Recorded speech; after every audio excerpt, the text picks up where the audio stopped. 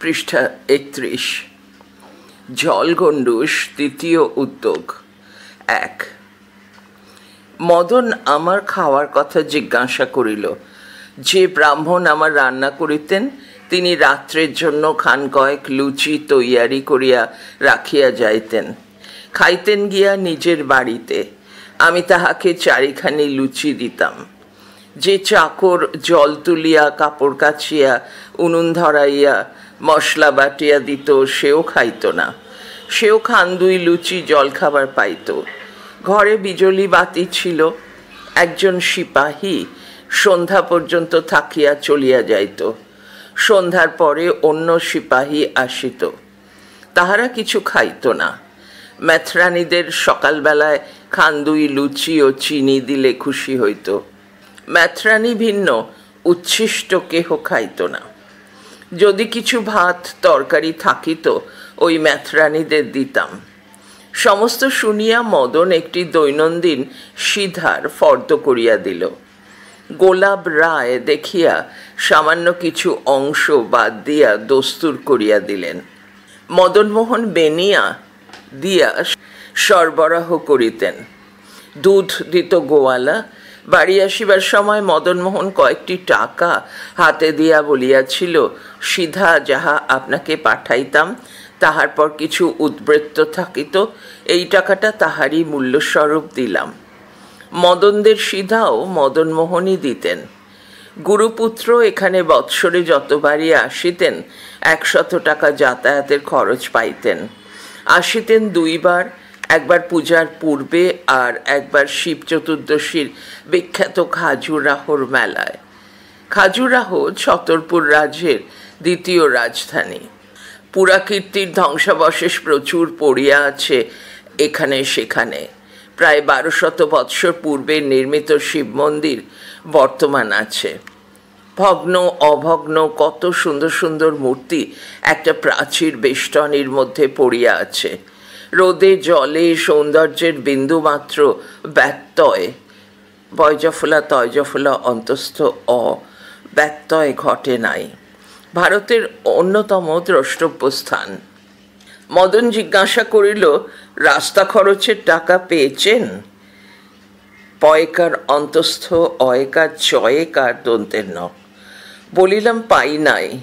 Madan time table দেখিয়া বীরভূম হইতে এলাহাবাদ ও এলাহাবাদ হইতে জব্বলপুর দ্বিতীয় শ্রেণীর রেল ভাড়া ও খাবার খরচ ও কুলি খরচ ধরিয়া এক বিল তৈয়ারি করিল। আমি বলিলাম, আমি তো ইন্টার ক্লাসে আসিয়াছি। মদন কিছুতেই শুনিল না। বলিল, মহারাজ আপনাকে বিশেষ শ্রদ্ধার চোখে দেখিতেছেন, বারবার ডাকিবেন। দ্বিতীয় শ্রেণী যাতায়াত মর্যাদার পরিচায়ক। স্বাক্ষর দিলাম। তারপর দিনই টাকা আসিয়া গেল, প্রায় 60 টাকা। 1 মাস ছিলাম। আসিবার সময় গোলাপ রায় দিলেন 100 টাকা। আমি বলিলাম, রাস্তা খরচটা দিতে হইবে। তখন আরও 50 টাকা আনিয়া দিলেন। পৃষ্ঠা 32। আমি আর কোনো কথা বলিলাম না। আসিবার সময় চাকরটাকে একখানি ধুতি ও ম্যাথরানীকে একখানি ধুতি, অবশ্য 2খানি পুরনো, দিয়া আসিয়াছিলাম। সিপাহী 2জন 1 টাকা হিসাবে 2 টাকা, চাকর 1 টাকা ও ম্যাথরানীদের 8 আনা দিয়াছিলাম। এ সমস্ত ব্যবস্থা মদনই করিয়া দিয়াছিল। বাড়ি আসিয়া দাদার হাতে 100 টাকা দিয়াছিলাম। যদিও তখন আমি থাকিতাম কচু জোড়ে। সভা সমিতিতে ডাক পড়িত। কচু জোড় হইতে বর্ষায় যাতায়াত অসম্ভব ছিল, পথঘাট দুর্গম বলিয়া। তাই কচু জোড় গিয়া বাস করিয়াছিলাম। ছিনপাই রেল স্টেশন ছিল 1 ক্রোশ। শিউরি দুবরাজপুর পাকা সড়ক গিয়াছে কচু জোড়ের বুকের উপর দিয়া। পরে বাস যাতায়াত আরম্ভ হয়। আমি লেখালেখি করিয়া সাঁইথিয়া অন্ডাল রেলপথে একখানি যাওয়ার ও একখানি আসার ট্রেন দাঁড় করাইয়াছিলাম। এখন কচু জোড়ে স্থায়ী স্টেশন হইয়াছে। খাজুরাহোতে যাওয়ার জন্যে টেলিগ্রাম আসিল। সব তাম্বুর ঘর, দালান মাত্র একটি। মহারাজা থাকেন সে দালানে। খাজুরাহোতে অনেক লোক সমাগম হইত মেলায়। 2-4 হিন্দুস্তানি পণ্ডিত এবং কবিও আসিতেন। মহারাজার একজন প্রিয় পাঠক ছিল, চাম্পালাল। মহারাজকে কোনো কবিতা বা গ্রন্থের কিয়দংশ পড়িয়া শোনাইত। গলার স্বর মিষ্ট ছিল এবং আবৃত্তিও ভালো করিত। খাজুরাহোতে মহারাজা বলিলেন, পণ্ডিতজি, হিন্দুস্তানি রান্না খাইতে তোমার কষ্ট হয়, তুমি পণ্ডিতানিকে লইয়া আসিও। পরবৎসর স্ত্রীকে লইয়া ছত্রপুরে উপস্থিত হইলাম। মহারাজা পৃথক বাসা দিলেন, চাকরের বদলে ঝি রাখিয়া দিলেন। গুরুপুত্র প্রতিদিন মহারাজার জন্য রাঁধা তরকারি প্রভৃতি পাঠাইতেন। আমি অনুরোধ করিলাম, স্ত্রী যখন আসিয়াছে, মহারাজা বাঙালির রান্না খাইয়া দেখিতে পারেন। মহারাজা খুব খুশি হইলেন, জিজ্ঞাসা করিলেন, রসগোল্লা তৈরি করিতে পারেন? আমি বলিলাম, ভালো। রসগোল্লা, পাটিসাপটা, ছানার পায়স, বুন্দিয়ার পায়স এবং নারিকেল সহযোগে ফুলকপি, পেঁপে প্রভৃতির তরকারি পাঠাইতাম। একজন ব্রাহ্মণ আসিত, সঙ্গে একজন চাকর। সে সমস্ত পথ জল ছিটাইয়া যাইত আগে আগে। তাহার পিছনে চাদর ঢাকা দিয়া মহারাজার খাবার যাইত। ক্লিওপেট্রা নাটকের নাট্যকার ছিলেন প্রমথনাথ ভট্টাচার্য। শরৎ চট্টোপাধ্যায়ের অন্তরঙ্গ বন্ধু ছিলেন। ভারতবর্ষ মাসিক বাহির করিবার সময় প্রমথনাথই নবীনচন্দ্র মুখোপাধ্যায়কে শরৎচন্দ্রের লেখার কথা বলিয়াছিলেন। পরে ... তাহার সঙ্গে পরিচয় হয়। আমি ছত্রপুর যাইব শুনিয়া তিনি বলিয়াছিলেন, বর্দা, ত্রিদীপ দাস ভট্টাচার্য ছত্রপুরের মহারাজার গৃহ চিকিৎসক। ত্রিদীপ দাস প্রমথনাথের সহোদর ভ্রাতা নহেন, জ্ঞাতি ভ্রাতা। আমি ছত্রপুরে গিয়া তাহাকে প্রণাম করিয়া বউ ঠাকুরানীর সঙ্গে পরিচিত হইয়া আসিয়াছিলাম। প্রবাসে বাঙালি বাঙালিকে কতটা ভালোবাসে, ছত্রপুরে গিয়াই সেটা বুঝিয়াছিলাম। আমার পত্নীকে কি একটা হিন্দি যাত্রাভিনয় দেখিতে মহারানী নিমন্ত্রণ করিয়া পাঠাইলেন। বলিয়া পাঠাইলেন, ডাক্তারবাবুর স্ত্রী দোভাষীর কার্য করিবেন। পৃষ্ঠা 33। পত্নী যখন ফিরিয়া আসিলেন, একটা ফুল বাগান তাহার সঙ্গে আসিয়া হাজির হইল। সর্বাঙ্গে আতর মাখাইয়া দিয়াছেন মহারানী। আঁচল ভরিয়া ছোট এলাচ, বাদাম, পেস্তা আসিল। পরদিন আসিল এক দামি শাড়ি ও একজোড়া সোনার কণ্ঠমালা। ডাক্তার গৃহিণী পরদিন নিমন্ত্রণ করিলেন আমার পত্নীকে। বলিলেন, আপনি নিরামিষ খান? আমার বোন এও স্ত্রী, সে কত নিরামিষ খাবে? আপনার বড়দাকে একজন একটা 10 রুই মাছ পাঠিয়ে দিয়েছে, এত মাছ কে খাবে? বোন আমার কাছে 2 দিন থাকবে, আমি পাঠাইয়া দিলাম। মহারাজার অত্যন্ত বিশ্বস্ত চিকিৎসক ও কর্মচারী ছিলেন ত্রিদীপ দাস। জেলখানার সুপারিনটেন্ডেন্ট ছিলেন তিনি এবং রাজসভার পরামর্শদাতাদেরও অন্যতম ছিলেন। মহারাজা অসুস্থ হিন্দুস্থানি কবিরাজ আসিয়াছেন। খুব আড়ম্বরের সঙ্গে দাওয়াই তৈয়ারি হইতেছে। মহারাজ কিন্তু ত্রিদীপ দাসেরই চিকিৎসাধীনে আছেন, তাহারই ঔষধ খাইতেছেন। স্বর্ণভস্য আদি সমস্তই বরবাদ গেল। ওখানে পড়িয়া রহিল কবিরাজি দাওয়াই। বৌদি বলিয়াছিলেন, ভাই, আমরা কখনো মহারানীর নিকট এত আদর পাই নাই। মহারানী আমার বোনকে নিজের পাশে বসিয়ে গায়ে আতর মাখিয়ে দিলেন। আমি পাশের ঝরকার নিচে বসে দোভাষীর কাজ করে গেলাম। ছতরপুর হইতে বিদায় লইয়া বাড়ি রওনা হইতেছি। বৌদিকে প্রণাম করিতে গেলাম। খাইয়া বাহির হইয়াছি। পথের খাবার 2টি টিফিন ক্যারিয়ারে বোঝাই।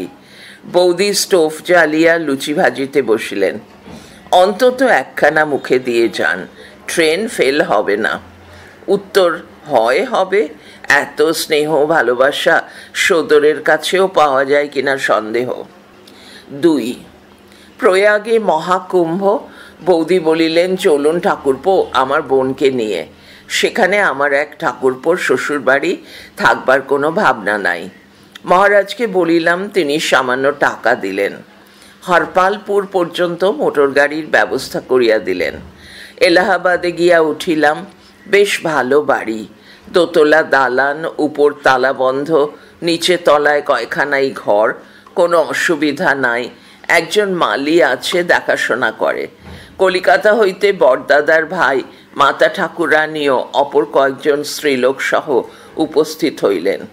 এলাহাবাদ হইতে টাঙ্গায় গিয়া কিছু দূরে সঙ্গম পর্যন্ত ট্রেন যাতায়াত করিতেছে। টিকিট জন পিছু 4 আনা।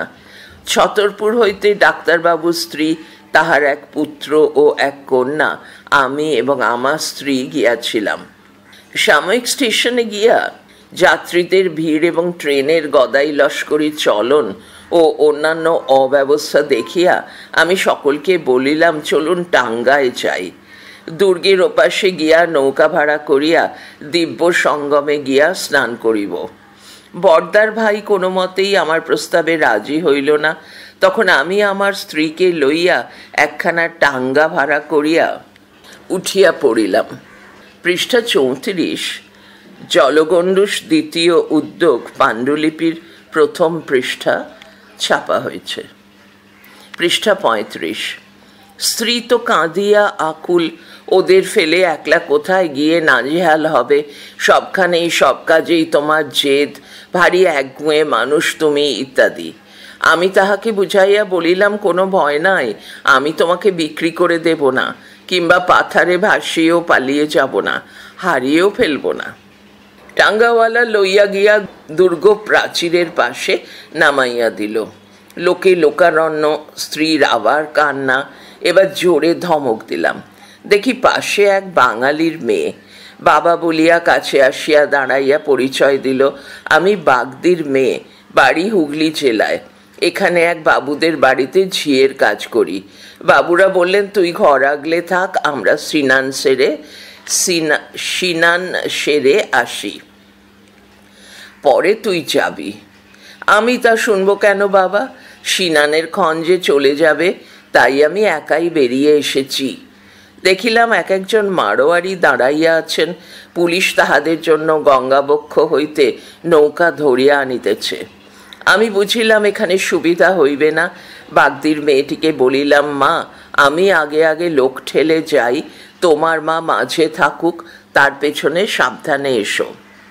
যেখানে উপস্থিত হইলাম সেখানে একখানি নৌকায় 11 লোক উঠিয়া বসিয়াছে। আর 3 জন হইলেই নৌকা ছাড়িয়া দিবে। সঙ্গম এখান হইতে নিকট। আরোহীরা মুর্শিদাবাদ খাগড়ার লোক, সঙ্গে স্ত্রী, কন্যা, পুত্র, পুত্রবধূ আছে।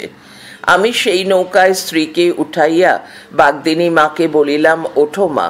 প্রতিজনের ভাড়া 2 টাকা শুনিয়া মেয়েটি বলিল, না বাবা, আমি ভাড়ার টাকা কোথায় পাব? আমি হাত ধরিয়া টানিয়া তুলিয়া বলিলাম, সে ভাবনা তোমার নয়, সে আমি দেখব। মেয়েটি তবু আপত্তি করিতে লাগিল, গঙ্গার গর্ভে বামুনের টাকা। আমার স্ত্রী তাহাকে বলিল, মেয়ে কি বাবার টাকা নেয় না মা? তাহলে তুমি আমাদের পর ভাবছ? তখন মেয়েটি চুপ করিয়া গেল। নৌকা ছাড়িয়া দিল। সঙ্গমে গিয়ে দেখি নৌকার ভিড়। একজন মারোয়ারি দশাশই চেহারা, 2টি নৌকার চাপে প্রায় গঙ্গা প্রাপ্তির অবস্থা। পুরোহিত পাওয়া গেল। পরস্পরের হাত ধরিয়া গঙ্গায় নামিয়া স্নান তর্পণ সংক্ষেপে সারিলাম। স্ত্রীকে হাত ধরিয়া নামাইয়া দিলাম। স্নান সারিয়া উপরে উঠিলে বাগদি মা কাপড় আড়াল করিয়া দাঁড়াইল। স্ত্রী বস্ত্র পরিবর্তন করিলেন। বাগদিমা গঙ্গা স্নানে নামিল। উঠিলে আমার স্ত্রী তাহাকে কাপড় বদলে সাহায্য করিল। সকলের স্নান শেষে নৌকা তীরে আসিয়া ভিড়িল। ভাড়া 6টি টাকা মিটাইয়া দিলাম। পুরোহিত 2টি টাকা লইয়াছিলেন। বাগদিমা বলিল, এবার আমায় ছেড়ে দাও বাবা, আমি চলি। বলিলাম, কিছু খাবে না? সে না বাবা বলিয়া চলিয়া গেল। স্থানে স্থানে পুরি মিঠাইয়ের দোকান, টিউবওয়েলের জল, পেট ভরিয়া জলযোগ সারিয়া নাগা সম্প্রদায়ের শোভাযাত্রা দেখিলাম। নাগাদের দেখিলাম উলঙ্গ সাধু। নিম্বার্ক আশ্রমের ডেরায় গিয়া সন্তদাস ব্রজ বিদেহীর পাদবন্দনা করিলাম। সন্ত মহারাজকে পরিচয় দিলাম। তিনি আশীর্বাদ করিয়া প্রসাদ গ্রহণে আমন্ত্রণ করিলেন। সবিনয়ে ব্রজবিদেহীকে বলিলাম, বাসা আছে, সেখানে গিয়া খাইব। আচার্য নিম্বার্ক শ্রী রাধারানীকে উপাসক ও শ্রীকৃষ্ণকে উপাস্যরূপে গ্রহণ করিয়াছিলেন। পৃষ্ঠা 36। শ্রী সন্তদাসজিকে জিজ্ঞাসা করিয়াছিলাম আচার্য শ্রী রাধারানীকে কোথায় পাইয়াছিলেন। তিনি উত্তর দিলেন শ্রী নারদজির নিকট হইতে। মুখে সুদৃঢ় প্রত্যয়ের ছাপ, কণ্ঠে অকপট বিশ্বাসের অভিব্যক্তি। ওই নিষ্ঠার নিকট মস্তক আপনিই অবনত হইয়া আসে। আমি পুনরায় প্রণাম করিয়া উঠিয়া পড়িলাম। সেখান হইতে 10 নামী সম্প্রদায়ের যতীন্দ্র বলের ডেরায় গিয়া রাজেন ঘোষকে দেখিলাম। ব্রহ্মসূত্রের শঙ্কর রামানুজ রচয়িতার সাম্প্রদায়িক ব্যাখ্যা শুনিতেছেন। দুর্গাদাস লাহিড়ী মহাশয়কে দেখিলাম। সন্ধ্যায় ফিরিয়া রান্না সারিয়া বৌদিদের অপেক্ষা করিয়া ঘুমাইয়া পড়িলাম। বৌদিরা পরদিন প্রভাতে সকলে ফিরিলেন। 3. আচার্য হরপ্রসাদ শাস্ত্রী, দীনেশচন্দ্র সেন, অমৃতলাল বসু প্রভৃতি অনেকেই খাজুরাহ দেখিতে গিয়াছিলেন।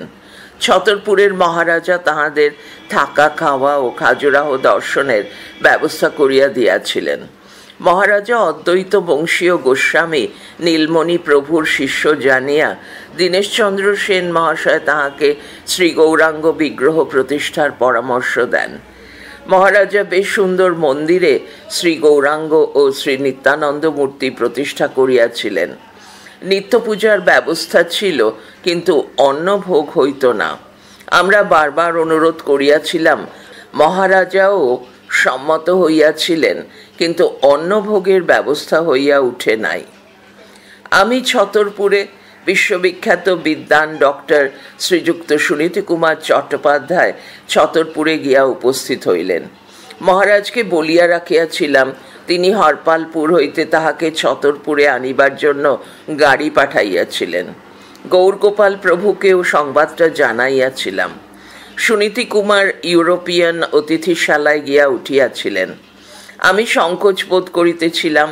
বিলাত ফেরত সুনীতি কুমারকে গোস্বামী প্রভু না জানি কেমন চক্ষে দেখিবেন।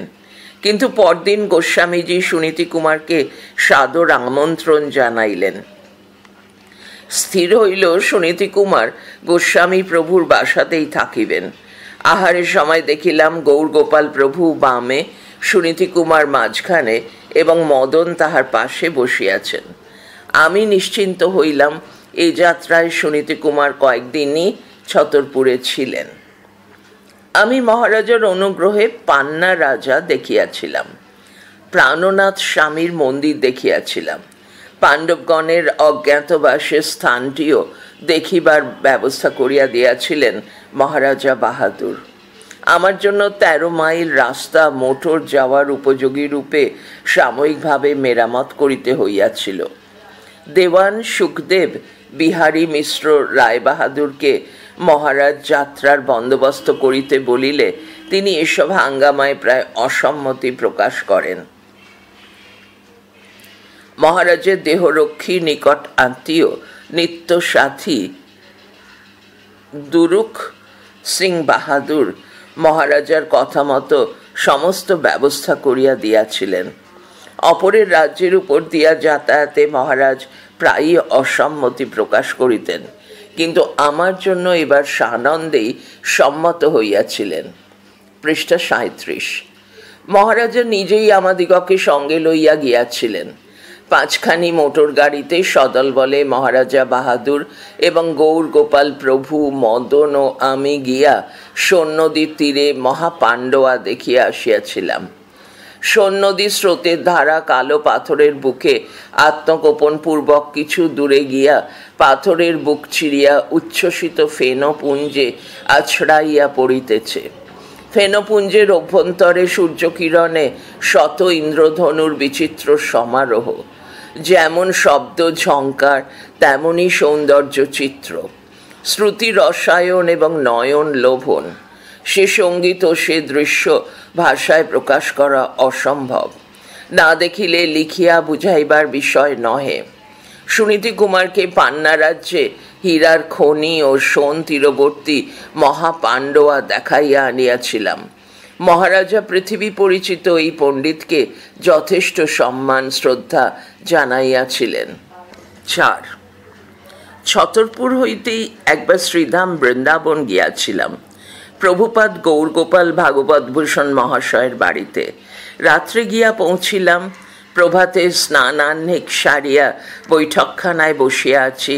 প্রভুপাদ নামিয়া আসিয়া উপরের দিকে তাকাইয়া বলিলেন, ওগো, পণ্ডিতজিকে এখনো জলখাবার দিলে না?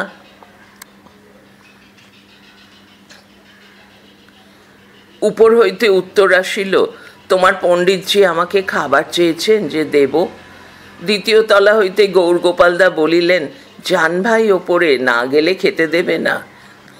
উপরে গিয়া মদনের বাপ ঠাকুরদাকে প্রণাম করিলাম। তিনি বলিলেন, আপনি কি পর এসেছেন যে নিচে জলখাবার পাঠিয়ে দেব? আমার 2 চোখে জলে ধারা নামিয়া আসিল। আমি বলিলাম, খিদে পেয়েছে, প্রসাদ দিন। বলিলেন, বসুন। তাহার পর শ্রীরাধা মদন গোপাল বিগ্রহের বন্ধনীর মধ্যে বাল্য জিজ্ঞাসার চিহ্ন বন্ধনী শেষ ভোগের প্রসাদ পাইয়া কৃতার্থ হইলাম। বাঙ্গালার আচার্য সন্তানগণ সপরিবারে এমন করিয়াই পরকে আপন করিয়া লইয়াছেন। শ্রীমান মদনের বিবাহে সস্ত্রীক শ্রী বৃন্দাবন গিয়াছিলাম। বিবাহ হইয়াছিল কালীধামে। আমি একদিন পূর্বে পণ্ডিত হরিহরনাথ শাস্ত্রীর বাড়িতে গিয়া উঠিয়াছিলাম। যথাসময়ে বিবাহ সভায় যোগ দিয়াছিলাম। পরে সকলের সঙ্গে শ্রীধাম বৃন্দাবনে গিয়াছিলাম। রাতে বিবাহ সভায় মদনমোহন যান। আমার স্ত্রী একখানি গিনি দিয়া নতুন বৌমার মুখ দেখিয়াছিলেন। বৌদিদি বিবাহের পাক স্পর্শের পরদিন রাত্রে কাছে বসাইয়া গিনির হিসাব করিতেছিলেন। ধরুন, আমার বোনের একটা।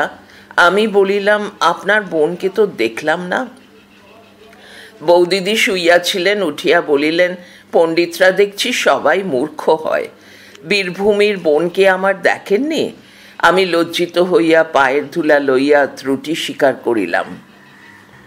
একবার শ্রী বৃন্দাবনে গিয়া গোপীনাথ মন্দিরের দুর্গোৎসবে পৌরোহিত্য করিয়াছিলাম।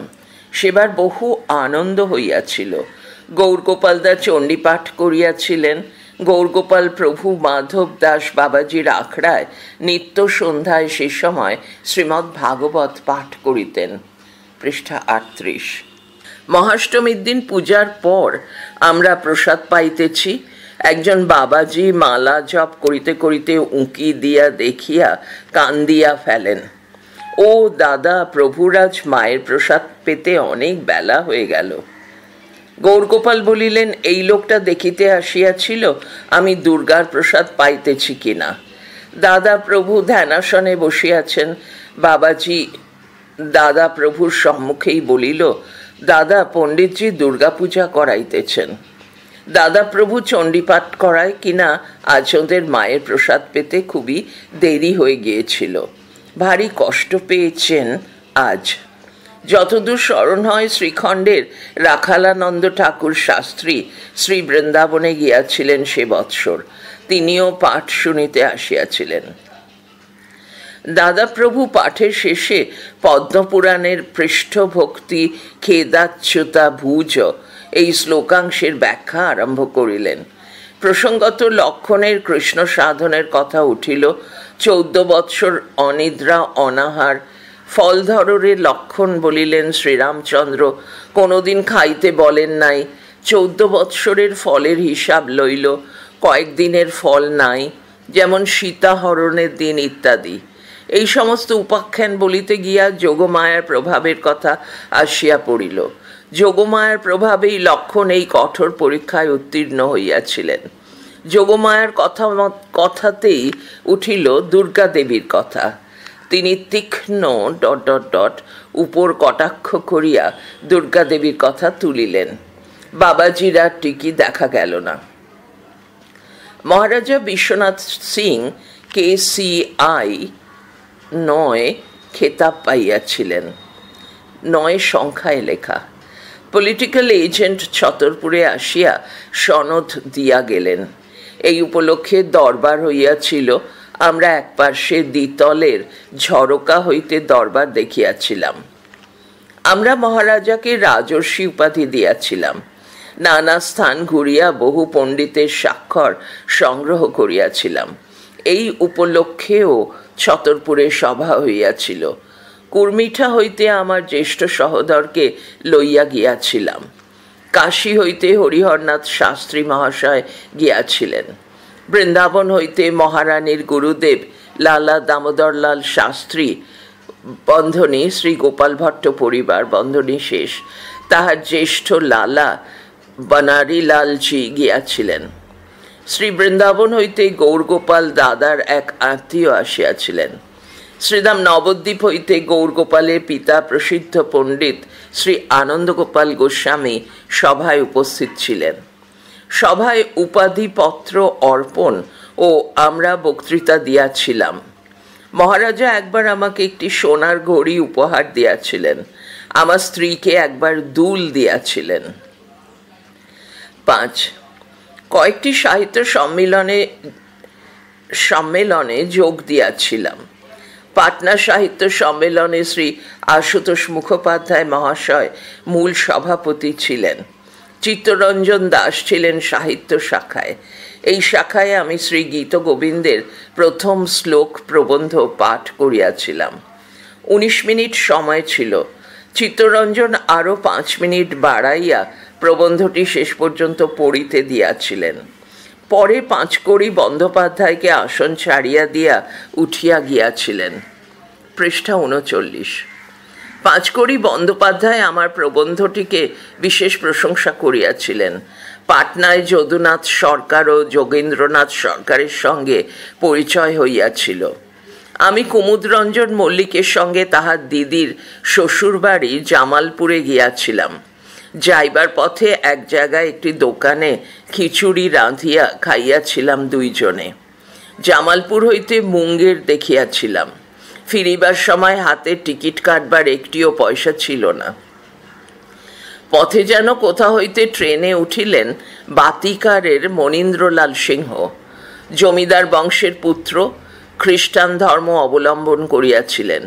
তিনি সাঁইথি আর কুলির পয়সা মিটাইয়া দিলেন। দুবরাজপুরে নামিয়া বক্সু গাড়োয়ানের নিকট পয়সা লইয়া কুলির পয়সা দিলাম এবং হেতমপুর আসিয়া বক্সুর গাড়ি ভাড়া আমি মিটাইয়া দিলাম একজন বন্ধুর নিকট টাকা হাওলাত হইয়া। বর্ধমান সাহিত্য সম্মেলনে গিয়াছিলাম যশোহরে সাহিত্য সম্মেলনে মহারাজ কুমার মহিমা নিরঞ্জনকে সঙ্গে লইয়া। সেখানে নগেন বসু ছিলেন ইতিহাস শাখায়। দুইজনেই প্রবন্ধ পড়িয়াছিলাম। নলডাঙ্গার রাজাদের বাড়ি ছিল যশোহরে। নলডাঙ্গায় মহিমা নিরঞ্জনের এক ভগিনীর বিবাহ হইয়াছিল। আমরা মহারাজাদের যশোহরের বাড়িতেই উঠিয়াছিলাম। পড়া চলছে পরের ফাইলে।